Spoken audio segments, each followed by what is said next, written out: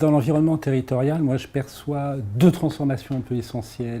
La première transformation, c'est celle qui vient de l'extérieur, c'est-à-dire que c'est une transformation qui vient de l'environnement et qui a donné les réorganisations, les transferts, la baisse de dotation de l'État, donc qui ont impacté le fonctionnement des organisations, qui ont transformé les règles du jeu d'une certaine façon. L'environnement autour bouge aussi énormément. On parle de la transformation numérique, mais il n'y a pas que ça. Il y a les territoires qui sont en train de se transformer.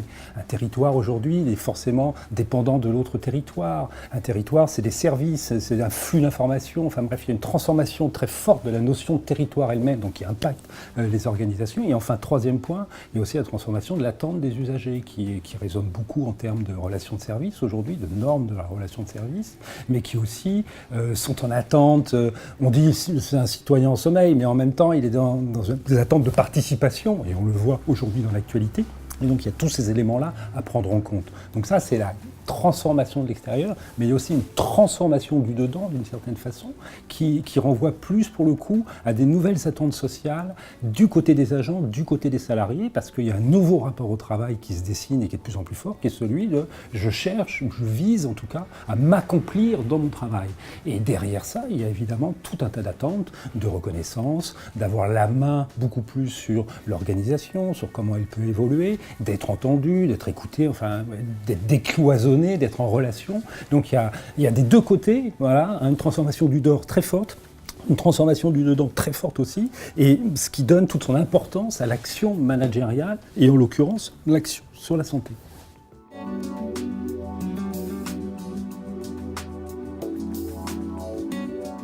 Toutes ces transformations, en fait, elles ont multiples impacts.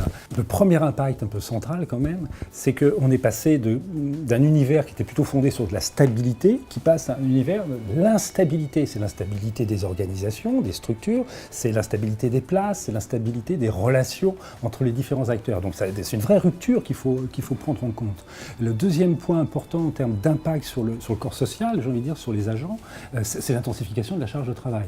À la fois quantitativement, mais aussi qualitativement, parce qu'on demande aux agents aussi de travailler autrement. Donc tout ça, ça met une pression très forte d'une certaine façon sur les agents. Et moi je constate en tout cas, en quelques années, la dimension par exemple du stress, enfin de la pression au travail, est devenue un élément structurant et commun d'une certaine façon des agents de la fonction publique territoriale. Donc là aussi, il y a un effet de bascule d'une certaine façon assez important, donc qui change fondamentalement la donne.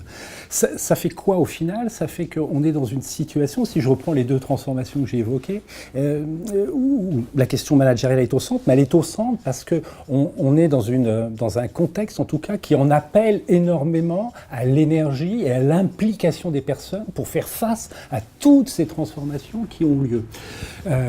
Pour le coup, il faut prendre en compte ça. C'est-à-dire que, ok, on en appelle à la personne, mais faut-il encore reconnaître la personne au travail? Et je pense que c'est un enjeu fondamental aujourd'hui des organisations de redonner cette place-là à la personne au travail.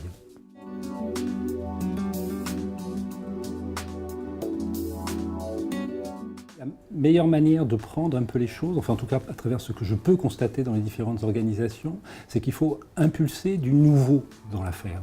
Impulser du nouveau, c'est ce qui permet aux agents de terrain de se dire « Ok, je vois ça qui se met en place, je vois ça qui se met en place » et donc il y a une sorte de perspective comme ça qui se dessine, dans laquelle ils peuvent se projeter et qui dessine un chemin et une dynamique d'évolution. Donc le premier point, c'est d'impulser quelque chose. Cette impulsion, c'est juste se mettre sur 2-3 sujets importants aux yeux des agents sur lesquels on va pouvoir bâtir un certain nombre de choses.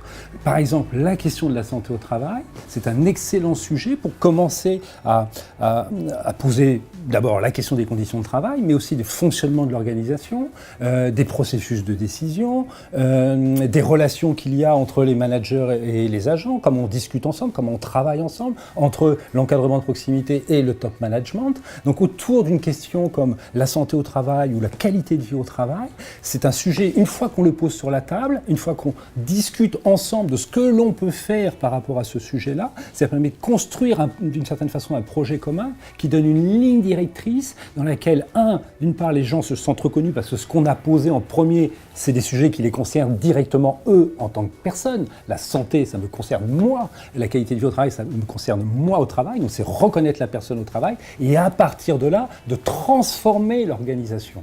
Donc la véritable action aujourd'hui, l'action efficace d'une certaine façon, c'est celle-ci. C'est-à-dire on prend un certain nombre de sujets et on construit ensemble. L'enjeu c'est ça, c'est de construire ensemble et pas de construire des trucs qui vont concerner que quelques-uns, mais qui vont concerner surtout les agents de terrain. L'essentiel, il est là.